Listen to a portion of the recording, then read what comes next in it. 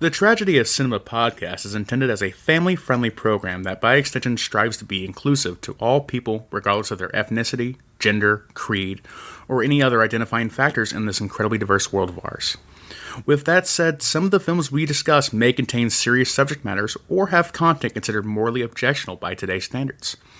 We do not intend to condone or dismiss these aspects of these films, but our primary focus will be on what we believe the film succeeds at, some fun facts, and our personal enjoyment factors of each film. With that said, we hope you enjoy the show.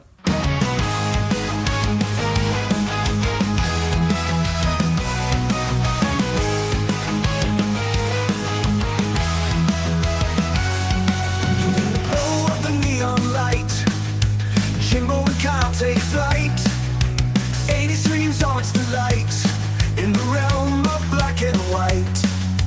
Movies and TV flow through the stories we all know. Silver screen tales unfold in the magic they bestow. The tragedy of cinema, when memories shimmer. Join us as we toast to the tales we love the most.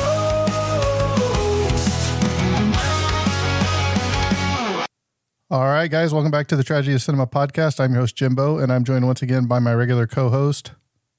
Hey, this is Bond down in Texas. All right, Bond, tonight we are joined by a special guest. We have Mr. Dustin from special guest. And remember, Discoveries I have the highest podcast. 2-rated episodes of the year. So very special guest. That's because you had your mom and your whole family download that one episode just so you could say that. I don't steal my wife's phone like you do. Don't go there, Jimbo. I don't touch my wife's phone. I pick really good movies. And, you pick some flops. So I guess Howard the Duck was so bad. Really? What about Killer Clowns from Outer Space? You hated that movie, remember? It's still growing on me. I know. You have a few drinks, take a few shots back, relax, drive through freaking the hood, the hood of Louisville, like I did at 1 o'clock in the morning, and just watch that one. Man, that was it. It hit. All right. So, Bond, would you like to tell the audience what movie we are reviewing tonight? I sure will, man. We are reviewing Reservoir Dogs, 1992 American crime film, written and directed by Quentin Tarantino. All right, let's start off with Dustin. I'll throw this at Dustin.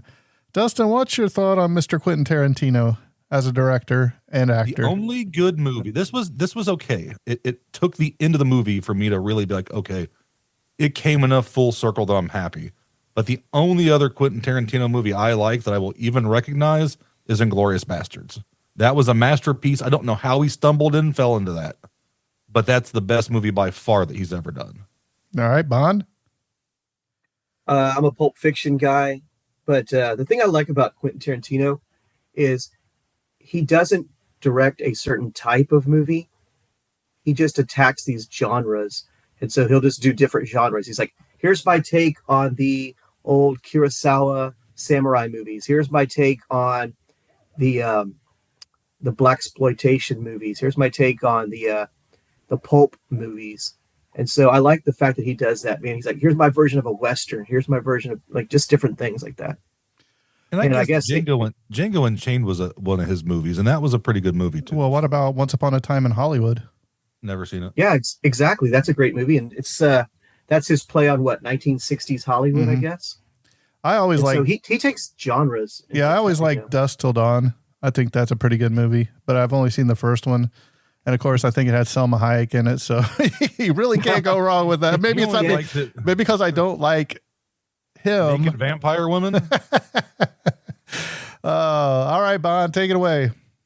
All right, man. We are talking about 1992's crime film Reservoir Dogs. Like I said, directed by Quentin Tarantino. We've already discussed a bunch of movies that he's done, right? This was his first movie, but of course, he's famous for Pulp Fiction, Jackie Brown, Kill Bill Volume 1 and 2, Inglourious Bastards, Django Unchained, Hateful Eight, Once Upon a Time in Hollywood, From Dusk Till Dawn. The list goes on, man. What'd you think about Kill Bill? Did you like Kill Bill? It's okay. Why is the movie 7 hours long? I don't know. Part 1 and Part 2.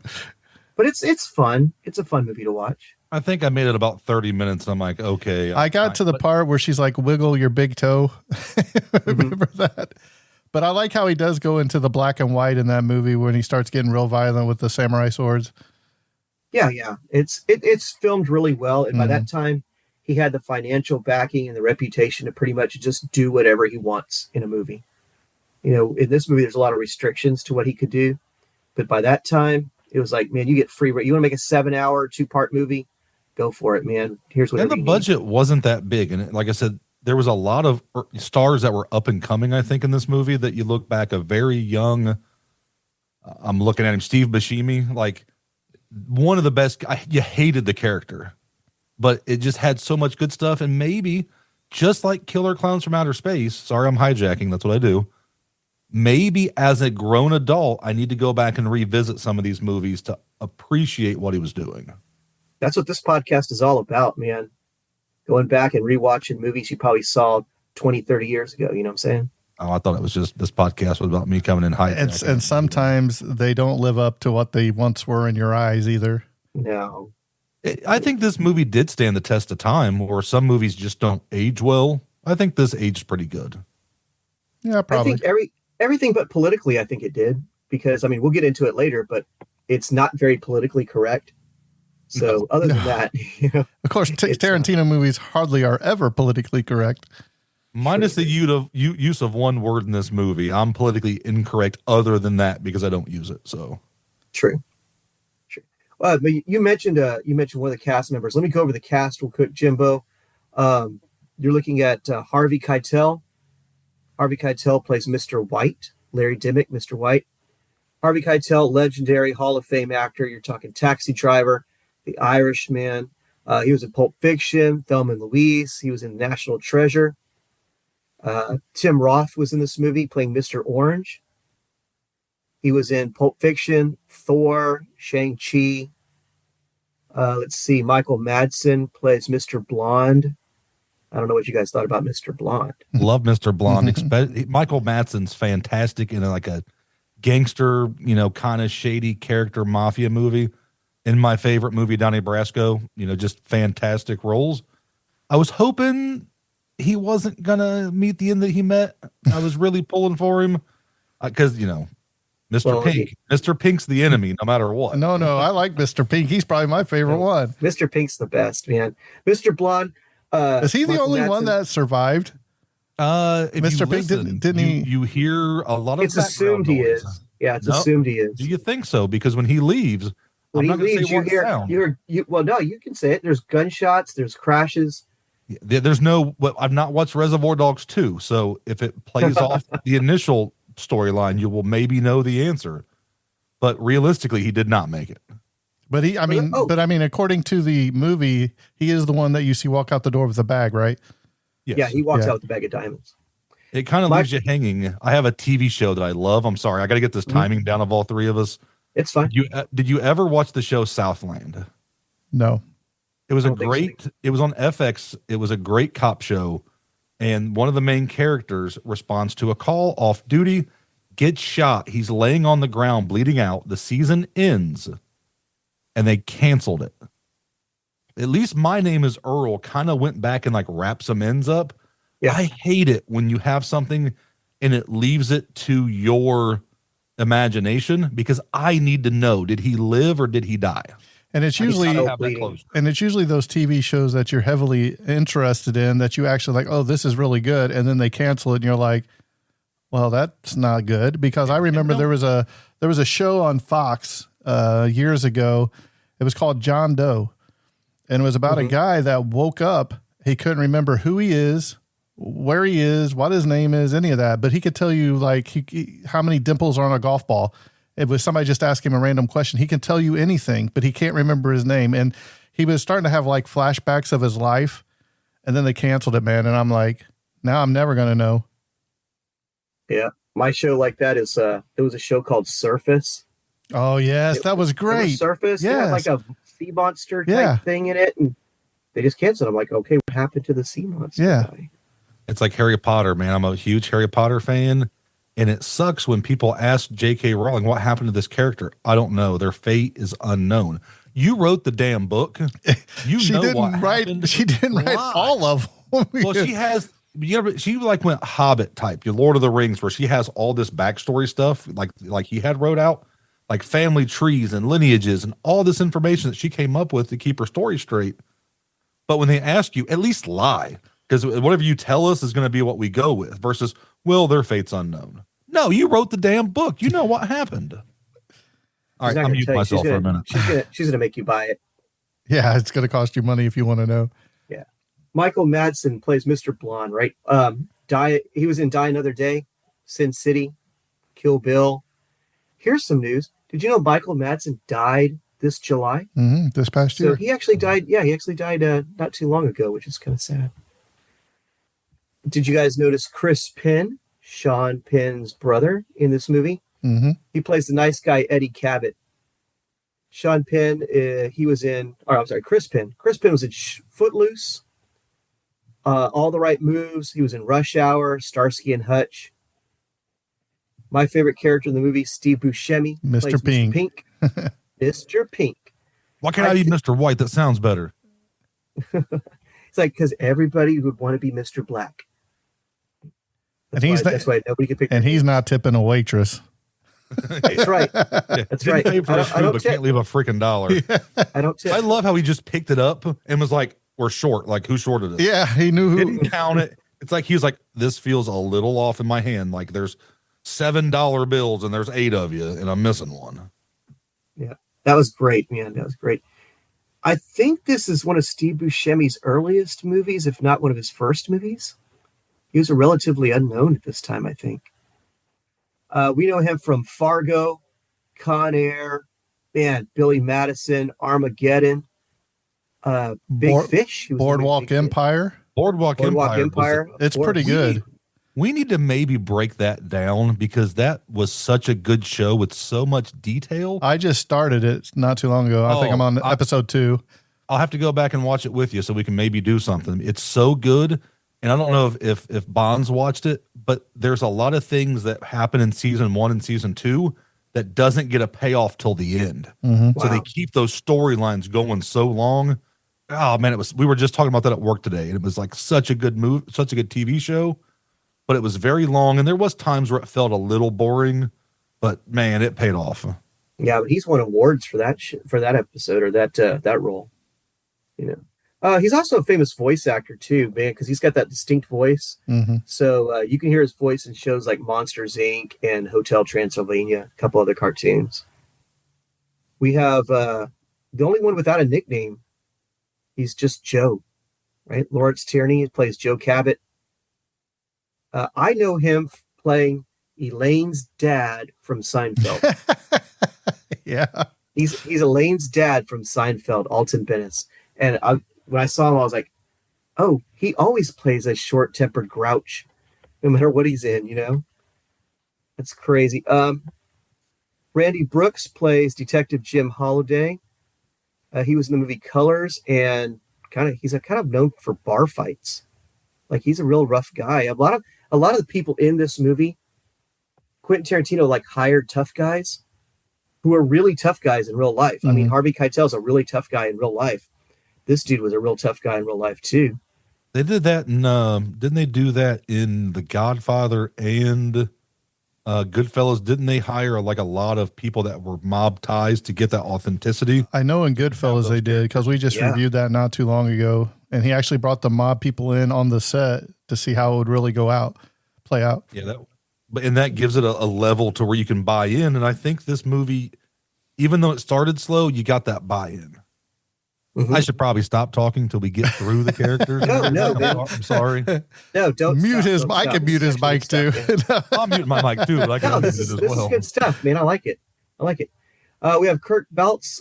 He plays Officer Marvin Nash. He was in Dances with Wolves, Natural Born Killers, Face Off. Mr. Blue is Edward Bunker as Mr. Blue. Okay, so it's not the movies he was in, because he was in Heat, Running Man, Tango and Cash. What this dude's known for is his crimes. He's a real life bank robber. He was been arrested for drugs, extortion, armed robbery, forgery. He's a real criminal. That makes the best movies. And I'm going to drop a little Easter egg right here. I was listening to some stuff. I think if somebody decides to jump over in the Dark Discoveries feed here in the next month or two, we're probably going to go kind of deep on Mr. Margaritaville. He had a pretty interesting past, and I don't want to give nothing away, but he wasn't always, hamburgers and restaurants and cruise ships. Cheeseburgers in paradise. Jimmy Buffet. What? My kind of place is a buffet. Mm-hmm. Quentin Tarantino plays Mr. Brown. I guess he was just trying to save some money and wanted to be in one of his own movies. His voice drove me nuts. Like, you would think like Quentin Tarantino's this iconic guy would be a man's man. He sounds like a little weenie. That's true. I was like, man, he's like, here you're in this role, and it's like very timid and just not what you would think he would sound like. This is his first movie. His movies have made $1.9 billion at the box office. He's got a cult following. He really does. He has people that, once they know that the movie's coming out, they're going to jump all over it. Okay, so one of the guys in this movie, you never see him, but I love him. The DJ, Stephen Wright, plays the DJ. Comedian Stephen Wright plays the DJ. I love Stephen Wright. I like the scene where it went in black, and I'm like, is this a commercial? What's going on? Because I'm watching it on Paramount, and I'm like, is this still part of a commercial?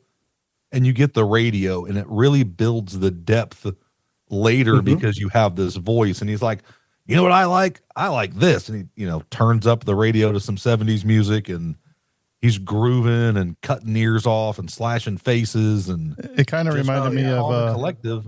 Kind of reminded me of playing Grand Theft Auto Vice City when you could turn the radio on there. Nice. That was like one of the best soundtracks too. This soundtrack's great, man. They take all these classic 70s tunes, man. This is great. Stephen Wright is also in the movie So I Married an Axe Murderer. I love that movie. He plays the pilot in that one. I've never flown this plane at night before. But that's your cast, man. That's your cast. This movie was a big box office hit. Not really. It did well. It's called classic type status. Yeah, it did well. The budget on this thing was $1.2 million. About $1.2 million back in 92. That puts it at 2.7 today. How much was that going to be paying for the rights of the songs? Because you have to pay for that. He had. What happened was, I think I have stuff in my notes about that. You have stuff in your notes about the budget, right? I think so. Yeah. Okay, I haven't looked at them since we didn't record last time, so I wouldn't know because I just get to hop in here and don't have to do no work. It's awesome. Wish Dark Discoveries could be this way.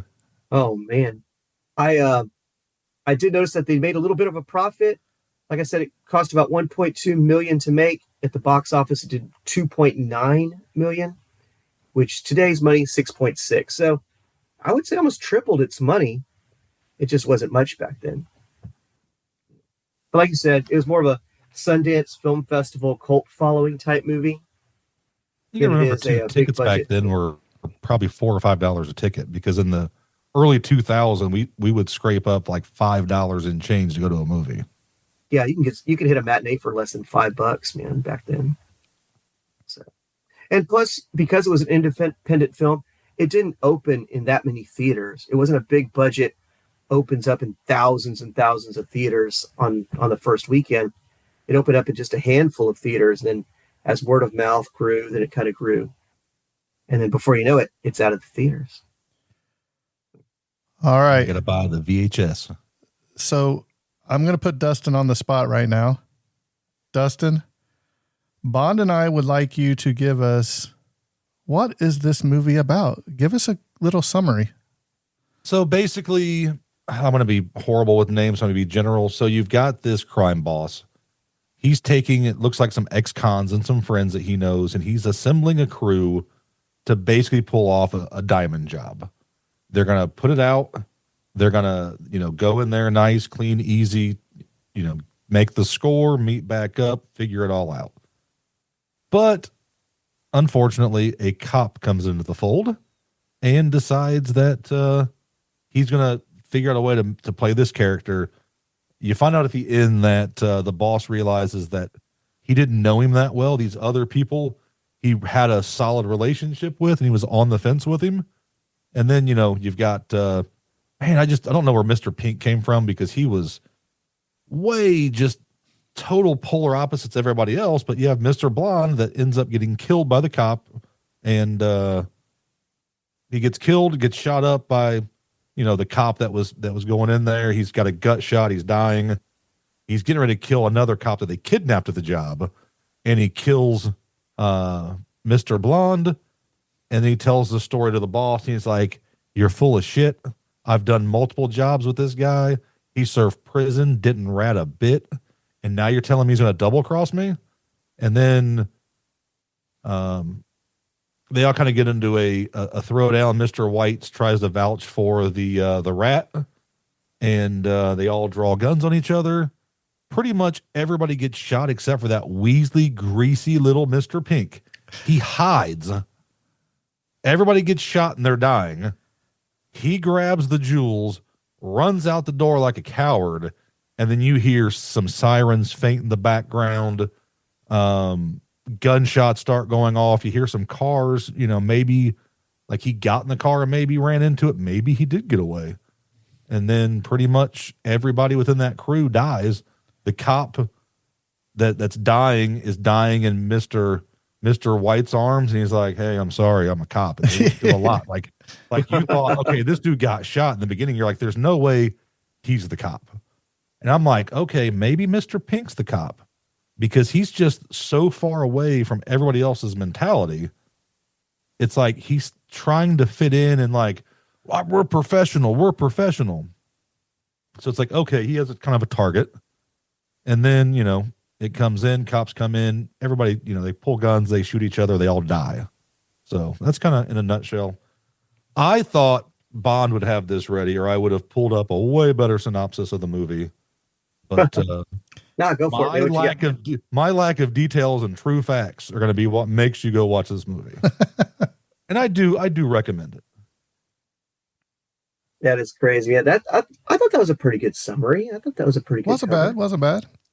For on the spot, I'm trying to wing it, and there's all right, too many colors. Here's another question. Michael Madsen, you had Sonny Red and Sonny Black and Donnie Brasco, and I'm like, okay, he wasn't either one, obviously, in the first movie, but which one? I got to keep all these people straight. I need names. Colors don't do nothing for me. Okay, if you were blind, I don't see color. If you were one of these guys, what would be your color? And you can't use one that they already used.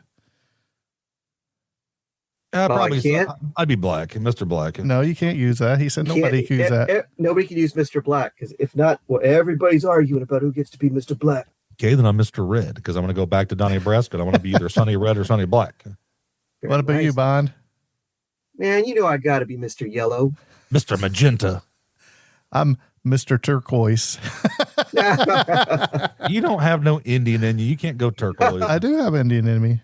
I've got Cherokee. 1/16 Cherokee. Everybody's got one. Everybody claims to have 1/16 Cherokee. But I'm 50% Cherokee and 50% German. I don't see it. I'd make a joke, but it would go over bad. Canceled.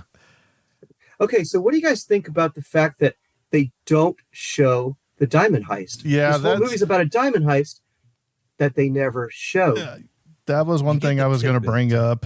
You get the beginning where they're kind of planning it, but you don't get that till the end. Well, you kind of get you get a little bit of the planning in the beginning, a little bit of planning at the end. Mm-hmm. And I was like, cool, we're kind of breaking this Breakfast Club type movie to where 90% is filmed in this warehouse. Mm-hmm. And I'm like, okay, now we're going to go back and we're going to see everything go down. But you see them set up for it and you see them leave. You get nothing in between. I'm like, that kind of, but when you look at the movie, when you look at the special effects that they had, that budget, that's just more you would have to spend and probably didn't have the money for. I'm like, okay, he's going to douse this cop in gas, but I'm pretty sure they're not going to light him on fire just watching it, because this film only, cost $1.2 million. Mm-hmm. I think the special effects budget was when they cut his ear off. They can't add fire because that's going to blow the budget.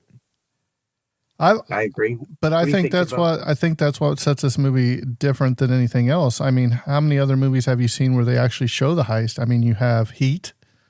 Probably any movie you think about, it always shows the heist. So this was something to see from the other perspective, I guess, without seeing the actual thing. So you actually had to piece the story together yourself, and I kind of like that. Yeah, because I'm sorry. Go ahead.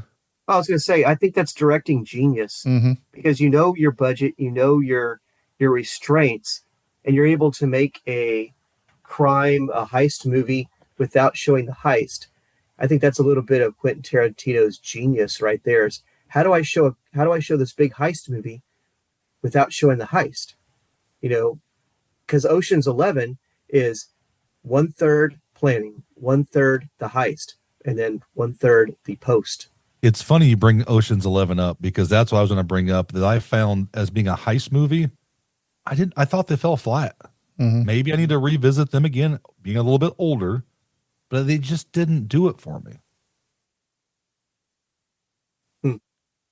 I was just wondering about that because I was like, you know what? For a heist movie, they don't show the crime. They don't even show the diamonds, do they? The bag never opens. Yeah, you see a bag with assumed diamonds in it. But if you think about Pulp Fiction has this mysterious briefcase that they never show, what's inside. It just glows. And that movie is filmed incredibly out of sequence. So it's like Tarantino got his feet wet with this one. How can I film this movie out of sequential order? And then he takes that and he blows it up with Pulp Fiction, which becomes probably is the movie he'll probably be known for. And why? Because that movie is so scrambled, but yet it all comes together into a storyline. And I think he touches that with this movie. He plays around with that concept in this one. Yeah, because you get the name of the character and you get a little cut scene leading up to it, or it's a flashback, and it wasn't done bad. All right, but the one thing we need to talk about is this is a hard R movie. So if you haven't seen it, just be prepared. There is a lot of language that none of us agree with. It's typical probably Tarantino. Only second to Blazing Saddles. Yeah, it's what Quentin Tarantino does. And I think Bond actually has the number of how many F-bombs were dropped in this. Bond, how many F-bombs were dropped? Do you guys know? If you've looked it up, don't guess. Do you guys know? I'm not going to guess. I know. I'm going to go with 99. Wrong. 99 F-bombs. Okay, this movie is 99 minutes long.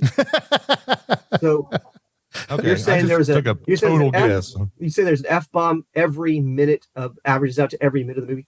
I use the F word kind of freely in my personal life. I know it's a habit I need to stop. So I don't think I notice it like other people do because, I have to be on my best behavior when I have the microphone on. Well, Jimbo and I have kind of discussed this before, and it's one of those things where if it fits the characters, if it fits the situation, it doesn't bother me. If I'm watching a movie and the cursing, the F-bomb, it doesn't bother me if it's who the character is or the situation. When you watch a mob movie, you kind of expect it. Yeah. When you watch a movie about crime, you kind of expect it. It's like watching a movie where somebody gets naked just to get naked that adds nothing to the movie other than you to see somebody's boobs. Right, we talked about that too. But it's nudity for nudity's sake for no reason other than to boost the rating it's rated R now, not PG-13. That being said, man, this movie overuses it because it started to stick out to me where I'm like, okay, they're using this movie that they're using the F-bomb a lot. It is used 269 times. So it's worse than I expected. I was going to say 200. Almost 3 times worse than you expected. That averages out to 3 times a minute. Every 20 seconds on average, somebody says it. That being said, I looked it up. I was like, that's got to be a record. Was it a record for the time? That's got to be the top. It's actually number 49 on the list, which I was incredibly low. I was like, they use the F-bomb 3 times a minute and it ranks number 49. Yeah, that's a lot for a 69-minute movie. That's a lot of. That's not even mentioning the like you and I were talking about the number of times the N-word is dropped. I didn't even count that one. That's probably at least 50. Like it was You get conversations where it was 3-4 times. It's just, you're using it just to use it. And I understand it wasn't acceptable back then. It was more acceptable than now, but it's like, that's what to me doesn't help this movie age is how many times they use the N word. The F word, like I said, it kind of just blends in because sometimes you guys ever watched Gary Vee? No. No, I don't He's think kind of an so. entrepreneur. You'll see him on Facebook and all this stuff. He's kind of a self-made guy, but he's a very authentic person and he happens to cuss a lot. And if that's the worst thing that you do, it's not the end of the world. So like he uses the F word a ton. And so it's kind of one of those, you're conditioned to it.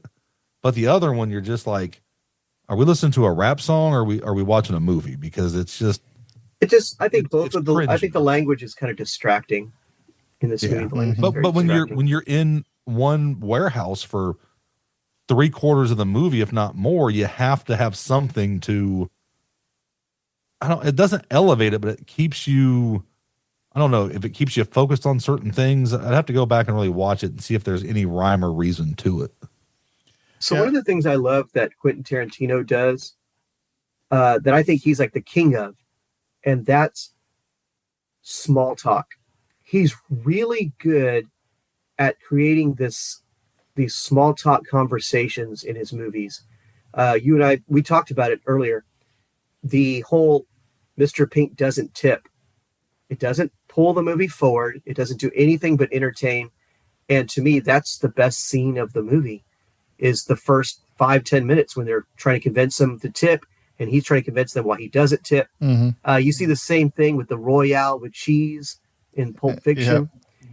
He's really good at that. He's really good at, here's these characters that are larger than life, super evil, super violent, super over the top, but he brings them down and has like normal, weird little quirky conversations like that, which I think is pretty cool.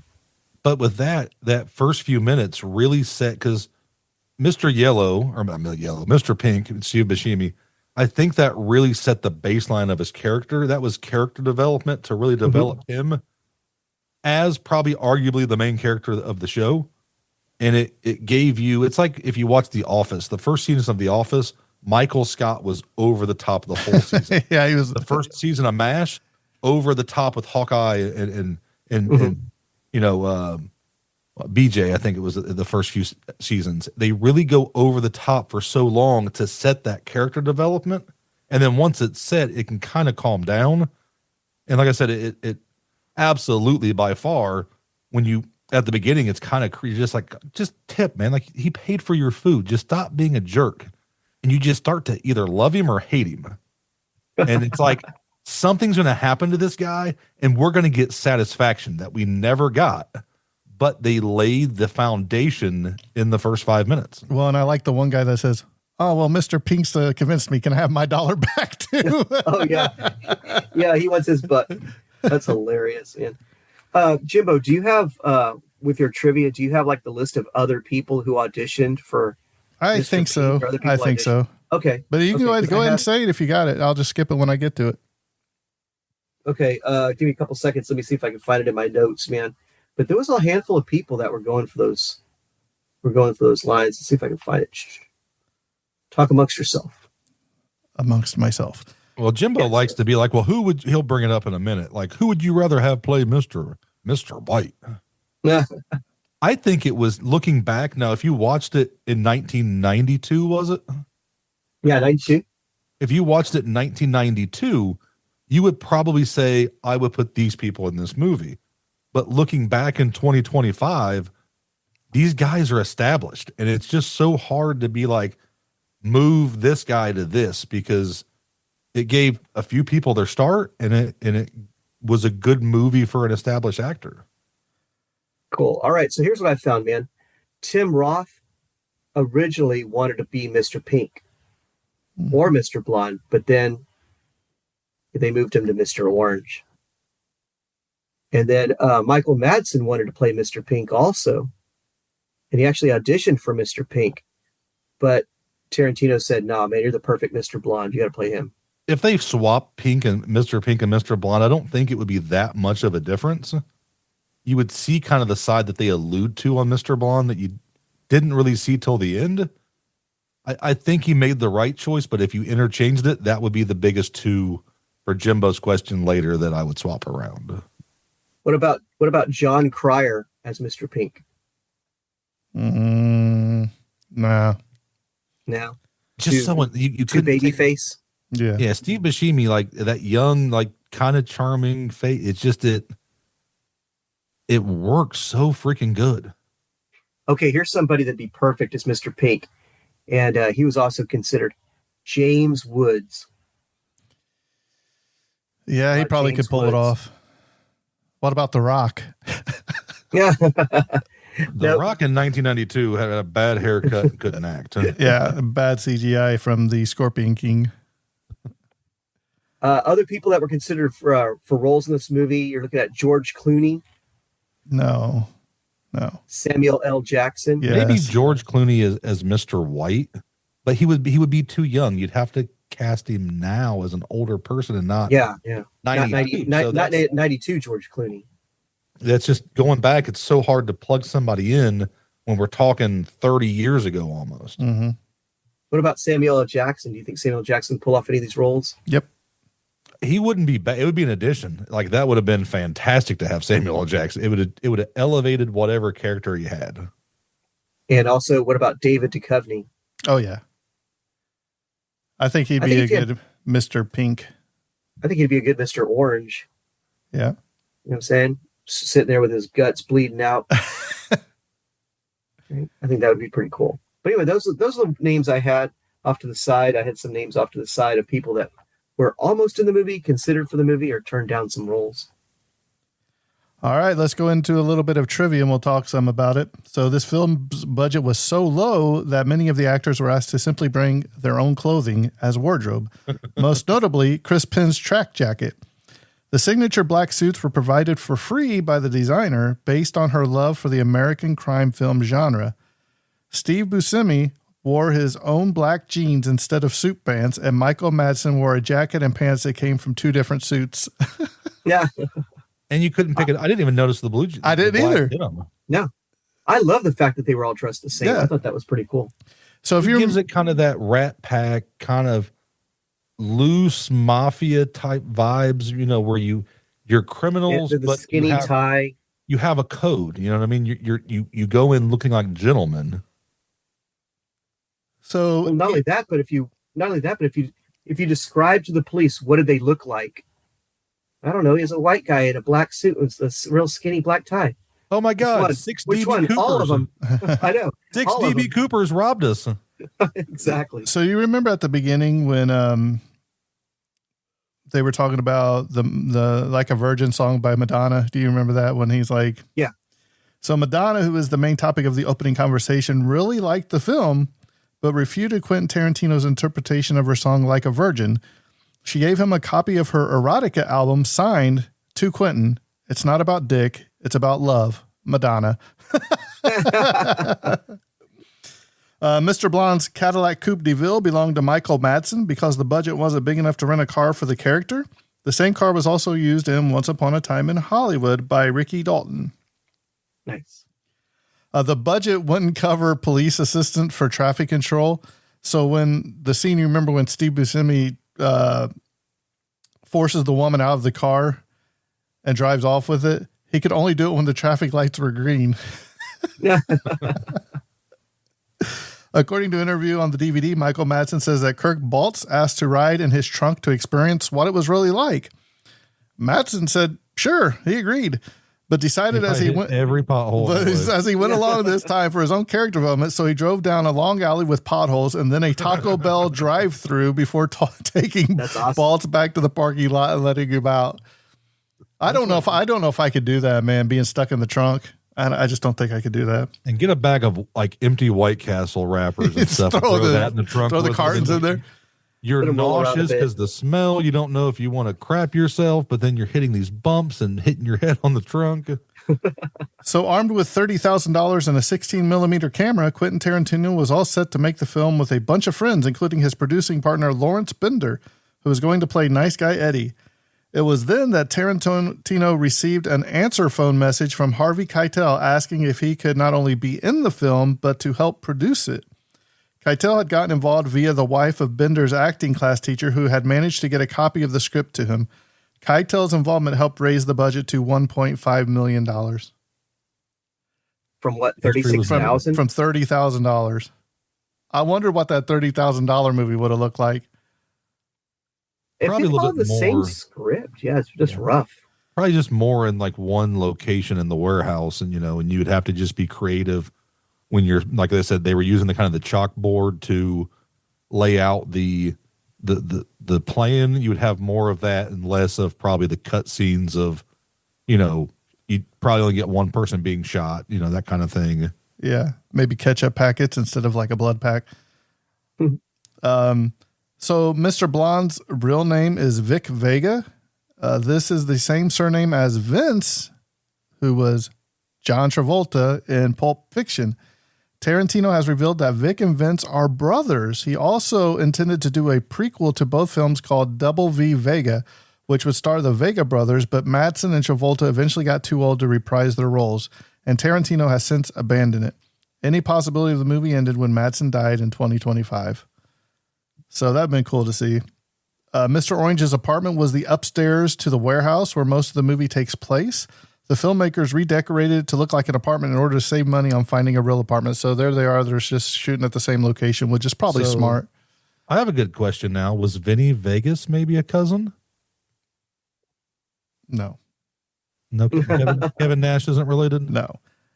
This film was released in America with almost no promotion, so it did not do that well at the box office. In England, however, it was such a huge hit that Quentin Tarantino would be mobbed as he walked down the street in London. British filmmakers have been influenced by it since. Quentin Tarantino added the opening dinner scene to give Mr. Blue some lines because he was the only character without any. So, I don't remember Mr. Blue at all, hardly.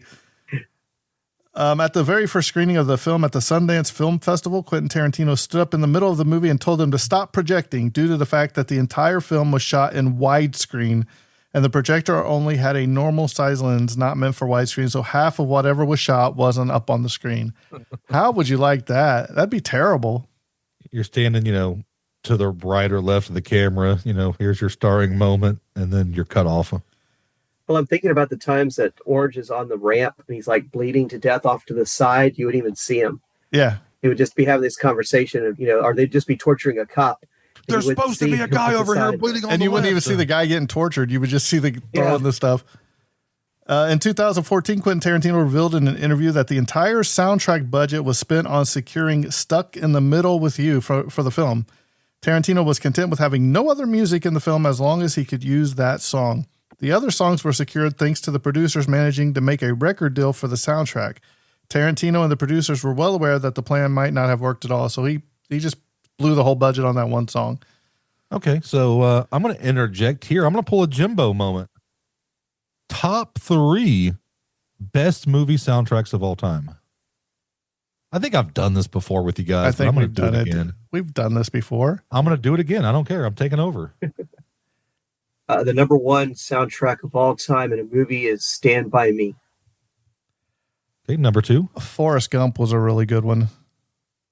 That's a good one. It did have it because it was all It was period, double, which was and it was really like double CD.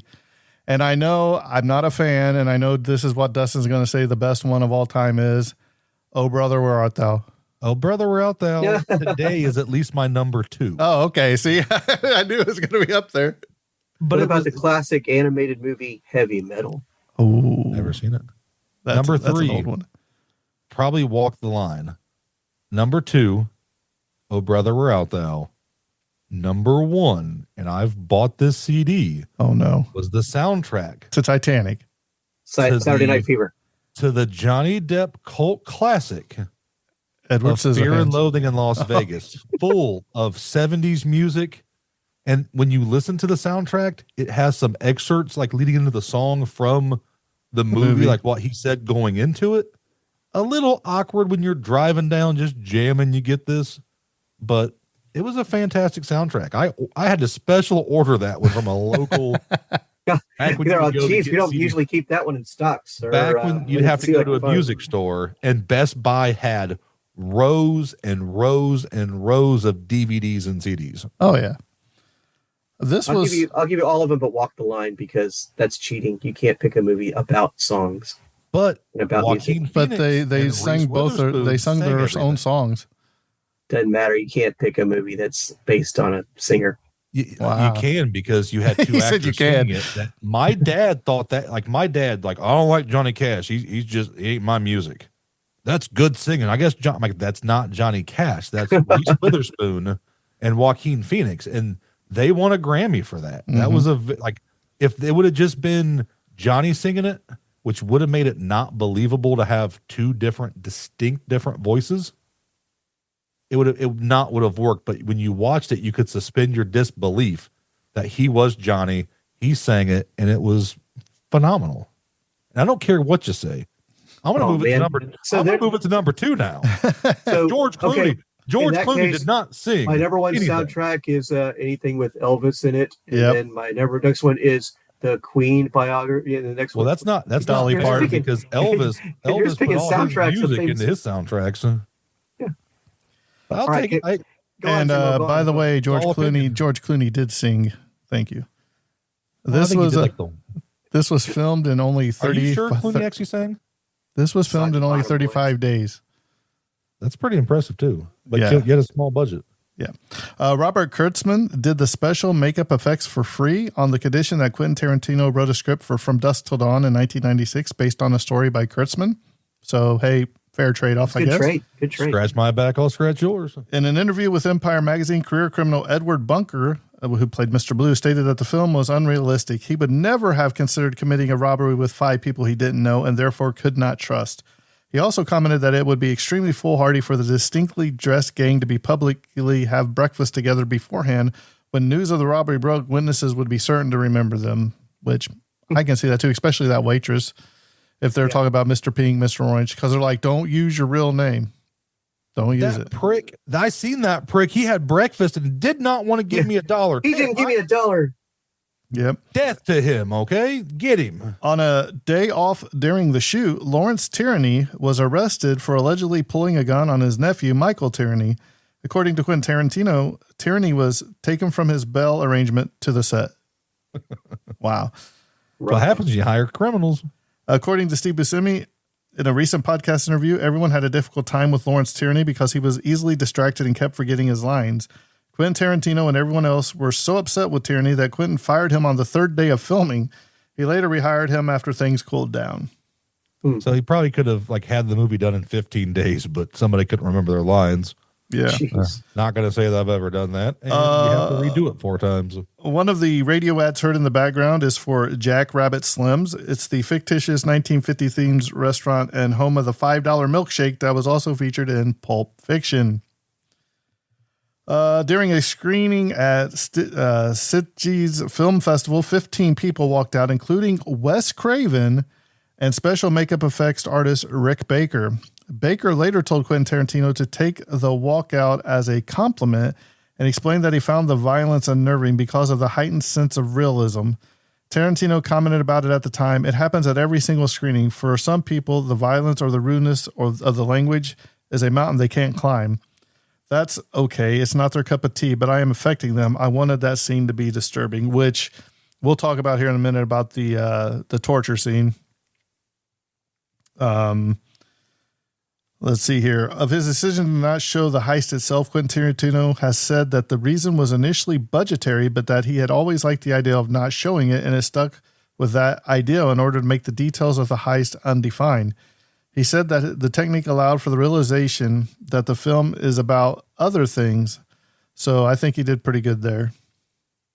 Quentin Tarantino was very keen to put dialogue onto the soundtrack CD, knowing that would act as a great reminder to listeners of the film itself.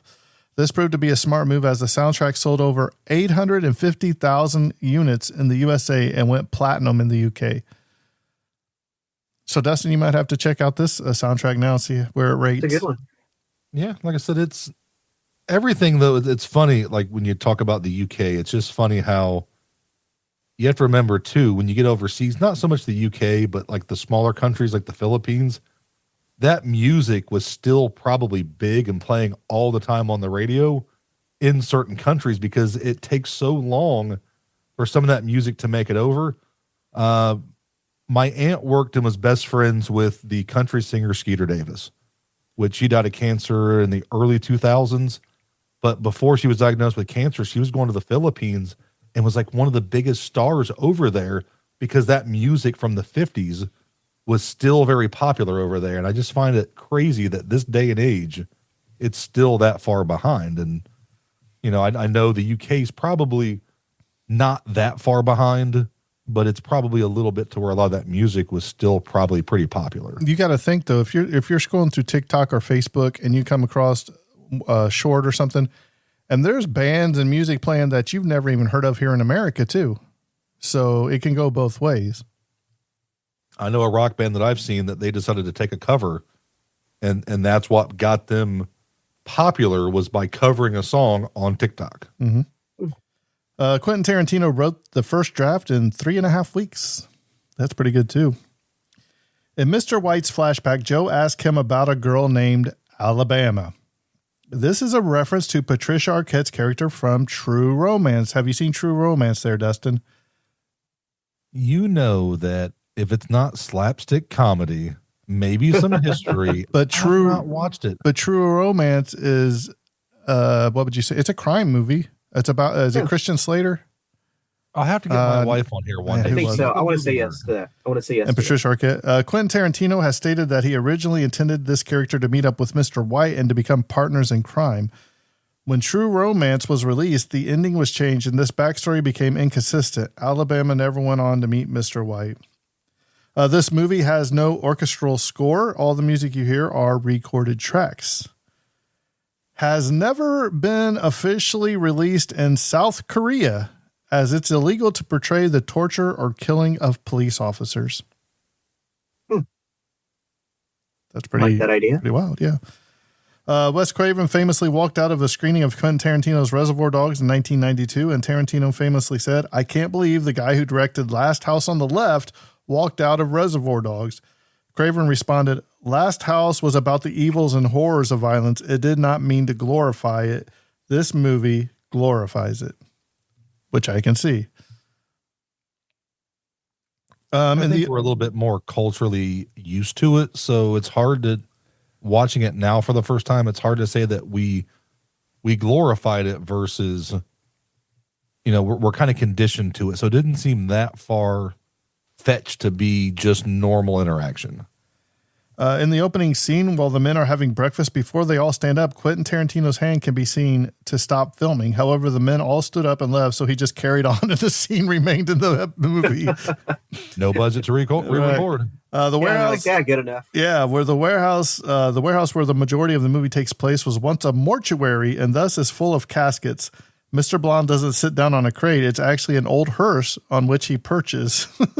I'd say it was a hearse, because I was like, that's kind of odd that there's a hearse in this warehouse. You're talking about moving the cars. Yeah. Just bring them into the warehouse. Right. Prior to the scene showing the colored bottles of detergents, you see 2 shirts hanging on the wall and a rag in the distance on the floor. These are appropriately in sync with the surnames of the characters in their present states. Mr. White and Mr. Pink are upright and close to each other, corresponding to the 2 shirt colors, while the orange rag lying in the distance would be the position of Mr. Orange in the next room. So it's a little bit of subtle things that you didn't notice. Quentin Tarantino partially financed this film with the fee he received for a now infamous appearance as an Elvis impersonator on an episode of The Golden Girls, which was Sophia's Wedding Part 1. Did you happen to catch the Wilhelm scream? At around 20 minutes, the famous scream is heard when Mr. Pink pushes a pedestrian on the sidewalk while being pursued by cops during his escape from the failed jewel heist. Nice. The opening conversation concerns a song by Madonna. Chris Penn, playing nice guy Eddie Cabot, was Madonna's former brother-in-law. His older brother Sean was married to Madonna for 4 years. Quentin Tarantino originally planned to film this in black and white for just $16,000. Would it have worked in black and white? Oh, yeah. It would have been amazing. I think it would have been great in black and white. I think they should re-release it in black and white. Well, it's like what they did with Zack Snyder's Justice League, where they came out with that black and white version. It's amazing. Yep. But when it comes to black and white, you're not using black and white colors, because you have to use different colors to have the contrast. Right. You have to redo a lot, but We wouldn't have to do much, probably- but like the blood and everything, Let's go to Goodwill, Jimbo, and let's go get a tube TV that they're going to be giving away, and let's just hook it up and watch it. I might have one here, Dustin. At age 17, Edward Bunker, a former career criminal, was the youngest felon to be sent to San Quentin. He was an author and also played cons in other films such as Runaway Train in 1985, The Longest Yard in 2005, and Straight Time in 1978. In addition, he worked as a technical advisor on other films. Heat, for instance, John Voight's character in Heat was based on Bunker. This was Quentin Tarantino's shortest film to date. An interview featured in the documentary I Am a Fishhead in 2011, psychologist Robert D. Hare reports that Mr. White and Mr. Blonde illustrate the difference between the mental health diagnosis of sociopathy and psychopathy. Mr. White is a sociopath, a professional criminal who, nonetheless, has some loyalty and standards of conduct. He takes no pleasure in violence, but regards the use of force as an occasional necessity in his vocation. In contrast, Mr. Blonde enjoys torturing the captured police officer. Mr. White explicitly describes Mr. Blonde as a psychopath and condemns his reckless shooting of people. Yeah, you got the feeling where you know he was on parole because you see that cut scene, or he's been released, and you have this cop. You know something was going to happen. You're like, I'm going to torture you. He's like, I'm not going to kill you. You're going to wish that you were dead. Yeah, and you just know that okay, this is a inmate that's not rehabilitated. He's going to take it out just because he's a cop. The soft drink cup that Mr. Blonde is drinking from is from Big Kahuna Burger. While it displays no logo, the distinctive narrow red diagonal shapes, which vary in width, are the giveaway. This same cup pattern is seen in a number of subsequent Tarantino films, including, of course, Pulp Fiction, and in the TV show From Dusk Till Dawn, the series in 2014, when we see an actual restaurant, the Stallion Grill in Austin, Texas, which was dressed to look like a Big Kahuna Burger. I didn't know From Dusk Till Dawn had a TV show. Did you? No, I didn't know that. I just know it had a bunch of really bad sequels. HBO or Showtime or something had to be because I didn't. Yeah, it had to be. I don't remember.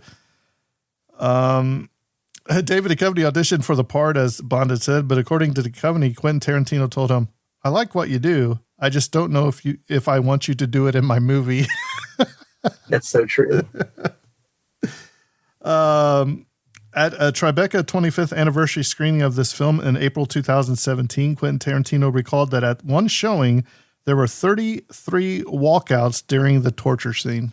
That is a pretty brutal scene to watch. At the end of the first week of shooting, Lawrence Tierney was fired and then quickly rehired by Quentin Tarantino. Tierney went drinking afterwards and ended up firing a .357 Magnum into the walls of a Hollywood apartment later that night. He spent the weekend in jail only to be bailed out by his agent Monday morning so that he could finish the film. Quentin and Tarantino and producer Lawrence Bender didn't find out about the incident until filming was almost completed. Mr. Blonde's Cadillac Coupe de Ville actually belonged to Michael Madsen, as I said.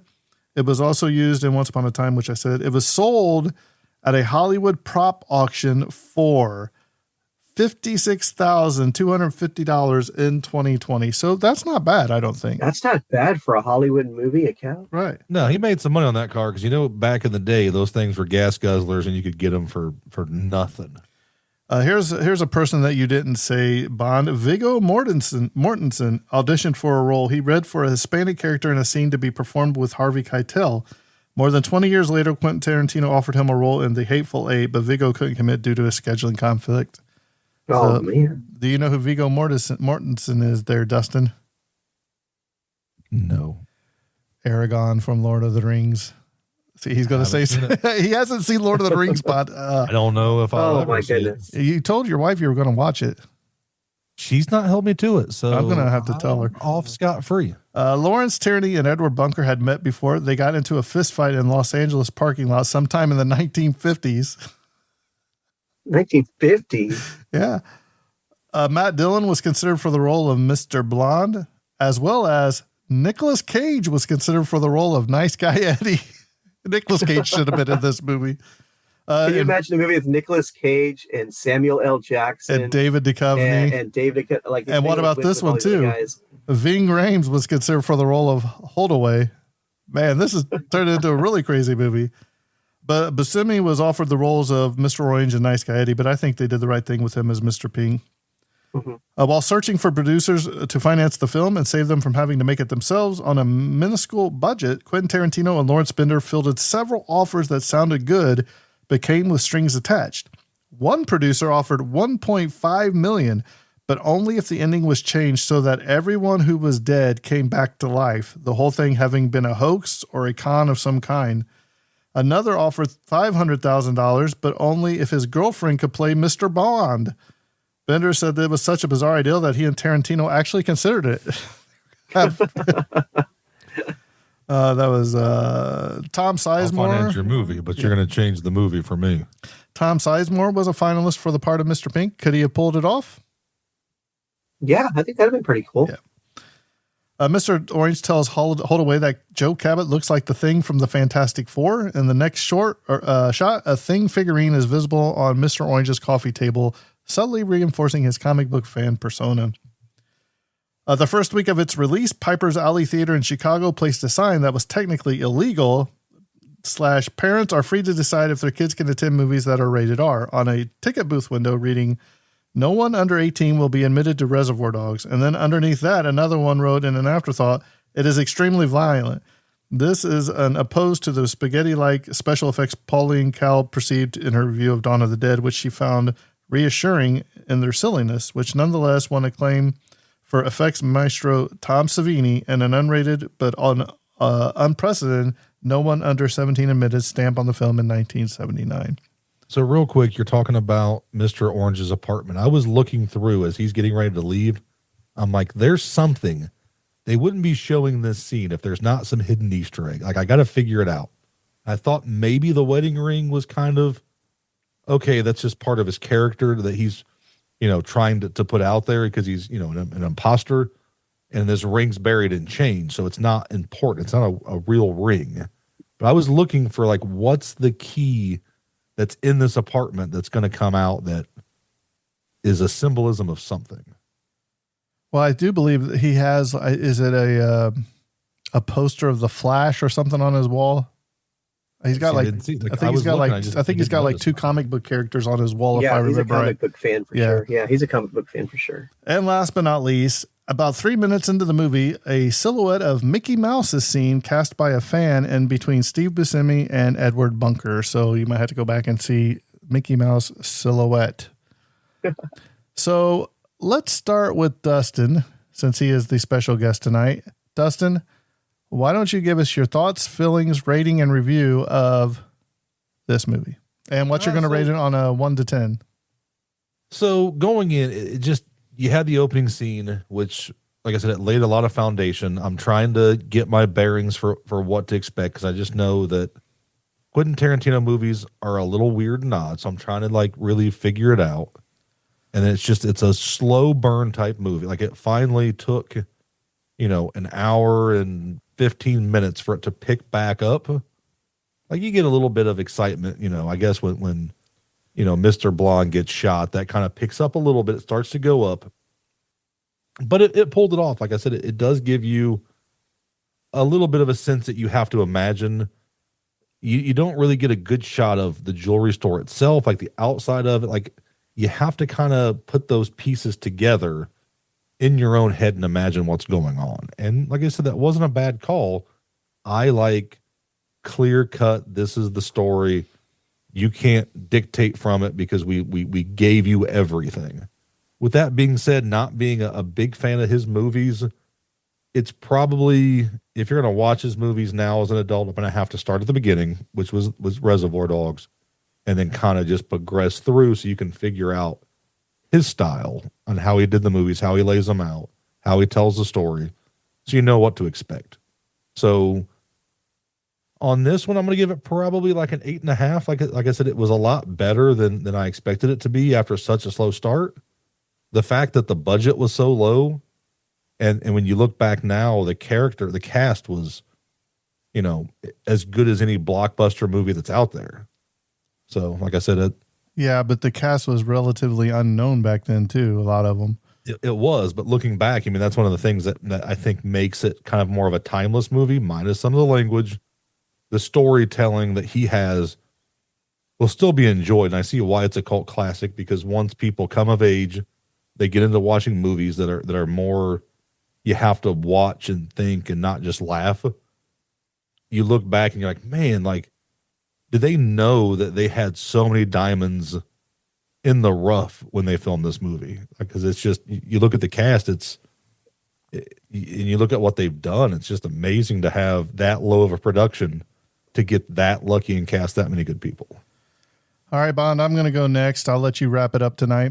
So for me, first and foremost, the language over the top took me out pretty early. I'm not going to lie. When it's so comes at you so fast and furious, it's hard to focus on the story of what they're actually trying to say. Probably going to call. If he just watched it, I'm like, I'm waiting for him to say, no, we're not doing this movie because I can't finish it. I was really expecting you to be like, we're scrapping Reservoir Dogs and we're doing something. No, I mean, we'll watch and review pretty much any movie, but I'm going to call it out when I say, because I'm not a cusser, so I don't use that language. So to hear it so many times in such a short period of time, plus using the N word and different stuff like that, just took me out of my comfort zone. I like the fact that he doesn't show the heist, and the guys actually, they tell the story around the heist without actually showing the heist, because they're like, oh, well, why'd you have to shoot him? Because Mr. Blonde or somebody started shooting, and everything goes downhill from there.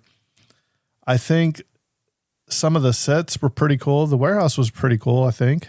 It had pretty good detail, so I agree with you on that. I like that. I think the special effects were good. The shot to the abdomen where he's bleeding all over the back of the car. I mean, imagine if you're Michael Madsen and that's your car and he's got this blood stuff going all over your car. He better clean that up or he's getting my bill. The good thing too in that movie, when they do that, he's in the car, you have a little bit of blood everywhere. You're like, okay, I mean, it's a low budget movie.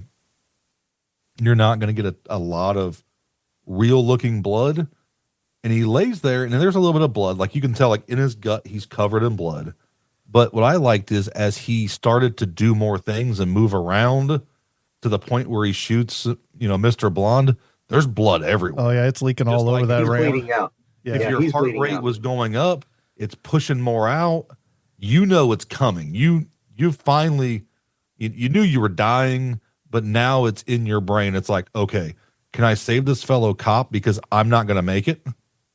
If I do this, he has a shot. So when that adrenaline comes up, that blood starts pumping. It's a matter of minutes. Like, you've made it all day. Now there's just a few minutes for you to have your final stand. And I think they did that pretty good with no bigger than a budget that they had. And like I said, it probably wasn't filmed more than once or twice because, you're ruining clothes that they brought. If you don't have that exact same shirt, that whatever, you can't really go back and replace it without it being 100% noticeable since they brought their own clothes.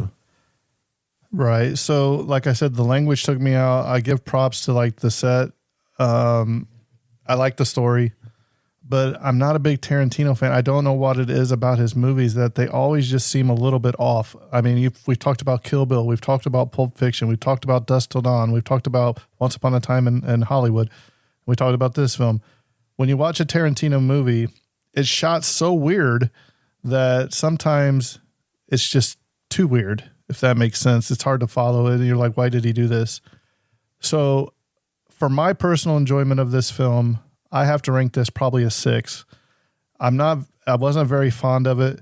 If I watch a movie of Tarantino, I think Pulp Fiction is a much better movie than this. And I understand this was one of his earlier ones, but for me, all that stuff, usually in any Tarantino movie with the language over the top like it is, it takes me out of it. So I'll give it a 6.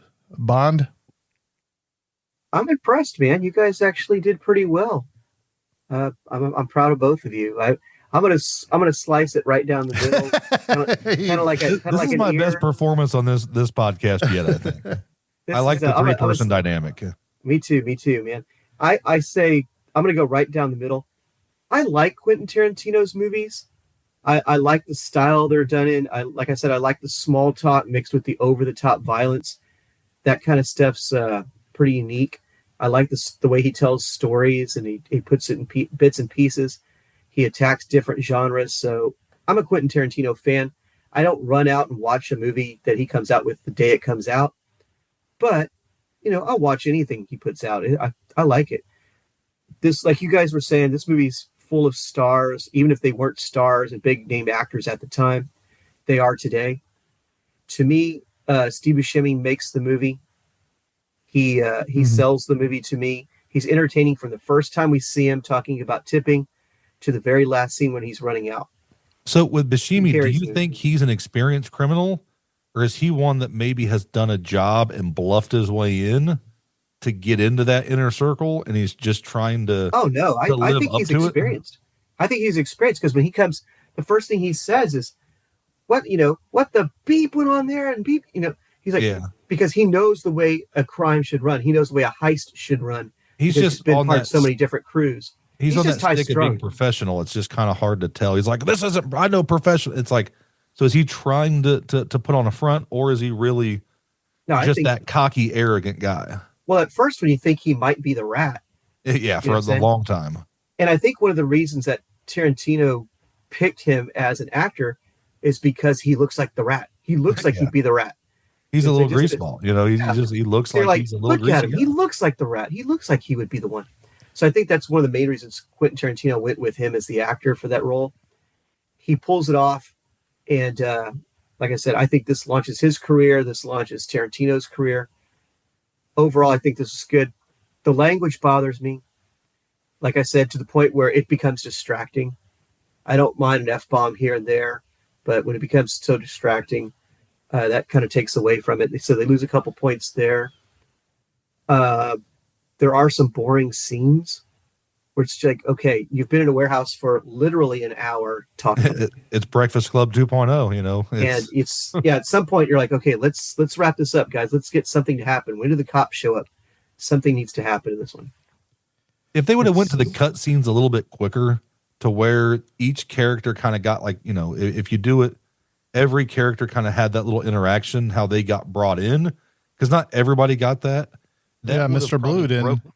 That would have probably sped it up a little bit, because when you have a little bit of downtime, you go into that cut scene, you lay the foundation, you come back in, and then you introduce the character that comes in. Michael Madsen comes in, so now it's Mr. Blonde's turn, and then you get that how he came in, and then so they cut to each character and give you like a little background on each character. Yeah, that would have maybe sped it up a little bit to where it didn't feel so in the warehouse constantly. I love the way the movie ends. I love the old-fashioned Mexican standoff where everyone's standing. Everybody's got guns pointed. Because here's why: you never see him shoot. In every single movie, you have everybody points a gun at each other, where it's like one of those things. Like I said, it's a standoff where either everyone's going to get shot or no one's going to get shot.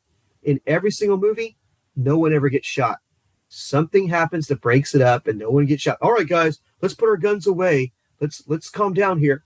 In this movie, bang, they all get shot, and you just see all these characters that you've been following for an hour and a half just boom fall to the ground. Yeah.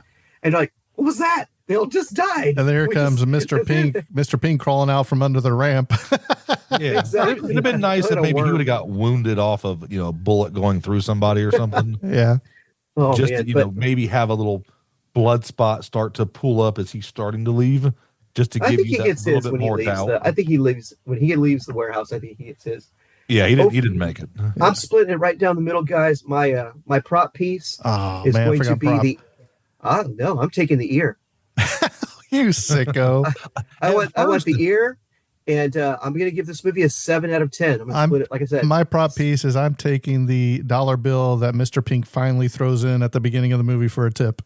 I was trying to figure out what he cut off. I'm like, that doesn't. It was his ear. What is that? I'm like, did he pop an eye out? Like, what did he get? He's screaming, so it's not a tongue, because what you see just doesn't look like an ear in his hand, and then it cuts to that flesh. Yeah, you cut it, and it's like, oh, he got that. He got that whole ear. He didn't, because doesn't he take it and starts? Can you hear me or something? Remember, he picks up the ear. Then you're starting to. Why? Oh, it's an ear. That's what it is. I don't know. If I'm going to take a prop, I'm taking the Cadillac. Like, who doesn't like a big boat of a car?